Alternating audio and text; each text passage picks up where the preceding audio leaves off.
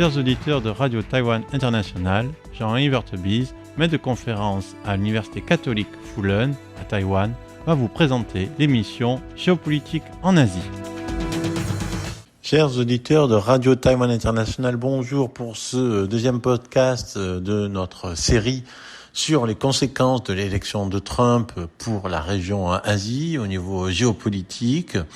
Nous allons donc continuer le précédent podcast de la semaine dernière. Dans ce précédent podcast de la semaine dernière, nous avions donc essayé de présenter, d'expliquer, d'analyser un peu cette élection de Trump, ce retour de Trump aux commandes du pouvoir de la première puissance mondiale. Au niveau économique, militaire, encore géopolitique, au niveau de l'influence, au niveau de la technologie, donc la puissance américaine, qui a à sa tête aujourd'hui un président qui a certaines particularités. On la voit dans ses nominations qui sont extrêmement, on va dire, des nominations à des postes clés de personnages toujours assez controversés, ou on va dire qui ne sont pas du tout dans la norme des fonctions habituelles de personnes dévolues à ces tâches, que ce soit au niveau de la défense, que ce soit au niveau de la médecine ou de la santé, avec des personnages qui sont contre les vaccins ou qui ont proposé des remèdes un peu miracles, au niveau du sport. Donc on voit quand même tout un ensemble assez préoccupant, on va dire, par un relatif amateurisme de certains personnages clés, mais les postes, on va dire, assez importants qui sont liés aux compétences internationales restent encore dans on va dire, dans des marges relativement connues, comme notamment Marco Rubio, et d'autres postes dans de cet acabit, qui en fait dessine un paysage assez dur par rapport à la Chine. On va dire, c'est pas forcément les plus faucons sur la Chine, mais on voit que la présidence de Trump va accentuer a priori l'idée de la rivalité entre les États-Unis et la Chine, notamment à travers l'échange, les fonctions commerciales. Et donc on voit de la part de Trump et de son administration future, Trump n'est pas encore président, il faudra attendre donc le début de l'année 2025. On voit déjà donc se dessiner un certain nombre, on va dire, de pistes, et on sait que pour Trump a été élu déjà, il y a eu un premier mandat, et cette fois-ci, cette victoire encore plus éclatante, victoire véritablement triomphale pratiquement de Trump, ce qui est surtout lié en fait à une défaite et un désistement démocrate. Il y a 12 millions de votes démocrates qui ont été perdus par Kamala Harris, 12 millions de personnes qui avaient voté pour Joe Biden et qui n'ont pas voté pour Kamala Harris. Donc ça, c'est évidemment, ça a joué énormément. Alors pourquoi justement, c'est lié ça à la géopolitique, parce que la géopolitique a joué aussi dans ces élections. Alors non seulement évidemment les influenceurs russes, non seulement la désinformation russe, chinoise, etc., reliée d'ailleurs en grande partie par les réseaux américains eux-mêmes, c'est-à-dire Twitter notamment, Elon Musk, qui prône la liberté d'expression, mais surtout quand ça va dans le sens du parti qu'il choisit, puisque maintenant Elon Musk a une fonction, en plus d'être un inventeur, en plus d'être le président de SpaceX, de Twitter, ex-nouveau X, ex-Twitter, nouveau X, etc. Il a aussi maintenant une fonction de réduction des déficits ou d'efficacité des dépenses publiques. Il est connu pour avoir taillé dans les dépenses de façon très sévère dans toutes les entreprises où il est passé. Et évidemment, on va voir ce que ça peut donner, mais en tout cas, les États-Unis ont été évidemment sous influence étrangère, surtout que cette influence étrangère n'a pas été vraiment contrôlée, elle a plutôt même été relayée, d'autant que en fait elle permettait au président Trump et au camp républicain de gagner les élections. Donc le premier aspect, je veux dire géopolitique de cette élection, c'est que Trump, comme on le sait, a cultivé son amitié avec Poutine, avec Kim Jong-un, avec Viktor Orban, que des dirigeants autoritaires dans des pays qui sont a priori ennemis des États-Unis. Et donc on a un président américain dont les principaux alliés sont des ennemis du pays. C'est une situation assez paradoxale. Donc ça c'est le premier point.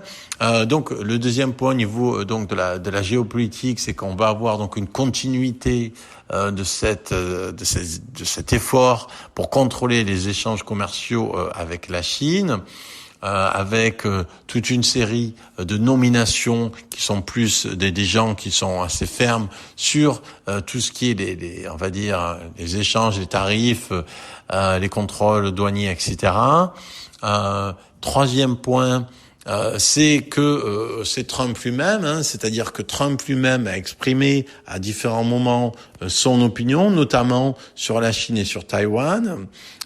Et c'est là en fait surtout qu'il y a la plus grande inquiétude, parce que toute la question en fait elle est très simple, c'est de savoir si l'attitude isolationniste que Trump manifeste à l'égard notamment de l'Europe et de l'Ukraine, est-ce qu'elle va aussi avoir pour conséquence une attitude aussi isolationniste vis-à-vis de Taïwan et de la Chine. Ça, c'est la grande question. Alors, a priori, il y a comme une volonté de céder, d'abandonner le problème ukrainien aux Européens et de se concentrer sur l'Asie-Pacifique. D'une certaine manière, c'est dans la continuité du pivot pacifique de Obama, mais fait de façon extrêmement radicale, un désengagement potentiel de l'OTAN, ou en tout cas une contribution à minima, une contribution, on va dire, inféodée ou liée à l'augmentation de la contribution européenne au budget de l'OTAN, parce que les États-Unis sont le premier financier, voilà, aux 3/4 du budget, et donc ça les États-Unis veulent changer, parce que l'idée des États-Unis aujourd'hui, c'est que sous la présidence Trump, c'est que les États-Unis en fait ne veulent plus être les gendarmes du monde. Ça, c'est quelque chose qui semble acquis. Les États-Unis ne veulent plus en fait être les gendarmes du monde. Les États-Unis ne veulent plus non plus simplement promouvoir la démocratie. Et là, il y a quelque chose de très intéressant, puisque ça rejoint un tout petit peu en fait l'échec de Kamala Harris. Pourquoi ? Parce que c'est on va dire c'est le quatrième point de ces par rapport à ces élections au niveau géopolitique, c'est que s'il y a eu ce désistement du vote démocrate, c'est parce que à cause, on sait, de la politique au Proche-Orient de Joe Biden, à cause de la politique pro-israélienne du camp démocrate, et parce que à l'inverse, toute la base démocrates, les jeunes qui sont à l'université, etc. On l'a vu pendant 1 an, 2 ans, il y a eu ce fort mouvement jeune des universités, des grandes universités prestigieuses, en s'opposant à la guerre d'Israël contre la Palestine. Il y a eu ça a vraiment été assez radical et assez net. Alors en France aussi, il y a ça qui est à Sciences Po, puisque Sciences Po finalement une université assez américanisée de ce point de vue-là. Donc il y a ce nouveau radicalisation, gauchisation, je dirais, de l'électorat, d'une grande partie de l'électorat jeune démocrate, qui en fait, bizarrement, étrangement, de façon intéressante, est en fait presque en ligne avec le Trumpisme. Pourquoi ? Parce que en fait c'est ce que demande cette gauche radicale, c'est que justement les États-Unis n'interviennent plus dans le monde, c'est que les États-Unis arrêtent de considérer l'intervention armée comme disait Chomsky. Chomsky dit la guerre comme politique étrangère. Chomsky n'a pas arrêté, donc gauche radicale n'a pas arrêté de dire il faut arrêter avec l'intervention américaine à l'extérieur. Il faut arrêter de croire qu'on peut promouvoir la démocratie avec la guerre. Et finalement Trump est élu sur cette base-là. Trump est peut-être le meilleur représentant de la doctrine de Chomsky, donc c'est quelqu'un d'extrême droite qui représente l'extrême gauche de ce point de vue-là géopolitique, puisque c'est exactement ce que Trump fait. Trump ne croit pas aux idées démocratiques, Trump ne veut pas d'intervention armée, Trump veut essayer de tout résoudre par l'économie, Trump refuse l'interventionnisme extérieur. Trump est aussi extrêmement défiant, même vis-à-vis de la hiérarchie militaire. On l'a vu, ces différents commentaires sur les vétérans. Donc ici, on a une situation extrêmement paradoxale, à nouveau. Et donc cette situation par rapport à Taïwan et à la Chine, c'est un peu toute la question qui se pose en ce moment. C'est-à-dire Trump a dit, on sait que les Taïwanais ont pris l'industrie des semi-conducteurs aux États-Unis. Bon, c'est faux. Il a dit aussi que Taïwan devait payer pour la défense des États-Unis. Et donc là, on est dans ce qu'on peut appeler la politique transactionnelle, c'est-à-dire pour que je vous vienne en aide, il faut que vous achetez américain. Alors c'est simple, pour vous acheter américain, vous achetez beaucoup. C'est ça en fait que signifie en fait l'OTAN. On voit que la pression que font les États-Unis par rapport à la participation à l'OTAN, c'est aussi en fait pour augmenter leur budget militaire, mais aussi évidemment acheter américain. C'est ça le problème. Alors à Taïwan, il y a, je dirais qu'il y a les moyens budgétaires pour le faire et la volonté pour le faire, mais jusqu'à où? Combien va demander Trump en termes financiers, puisqu'on est dans une sorte de transaction, afin de créer un sentiment de sécurité pour les Taïwanais. On sait que le gouvernement taïwanais est en train de s'engager en ce moment avec un programme d'achat militaire extrêmement important envers les États-Unis. Mais le problème aussi, c'est que les Taïwanais achètent beaucoup, mais en fait, ce qui arrive des États-Unis arrive lentement. Des fois, il est décalé de 1 ou 2 années.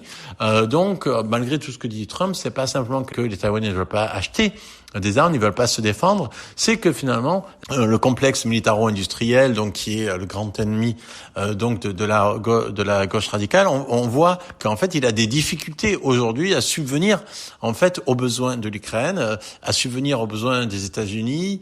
Il y a aussi des coupures budgétaires. Est-ce qu'il pourra subvenir aux besoins des Taïwanais? Trump veut qu'on achète la protection aux États-Unis, parce que les États-Unis ne sont pas là pour faire la paix, ne sont pas là pour assurer la liberté du monde, ils sont là juste pour préserver leurs intérêts. Et donc, vu que c'est une stratégie d'intérêt, il faut payer pour pouvoir être sauvegardé. Taïwan est prêt à payer, mais le problème, c'est que si on est sur une transaction, est-ce que si la Chine donne plus, d'une certaine manière, est-ce que si la Chine donne plus que ce que pourrait payer Taïwan pour se défendre, est-ce que les États-Unis vont encore défendre Taïwan, vont encore assurer cette défense-là? En réalité, ce qu'on voit, c'est que ça va dépendre plus que jamais, non pas de la défense de la démocratie, juste savoir si est-ce que la défense de Taïwan peut renforcer l'Amérique, peut bénéficier aux intérêts américains, aux entreprises américaines liées à Trump. C'est vraiment ça, aujourd'hui, la question de la sécurité géopolitique vis-à-vis des États-Unis. C'était Jean Evertebise dans son émission Géopolitique en Asie pour RTI.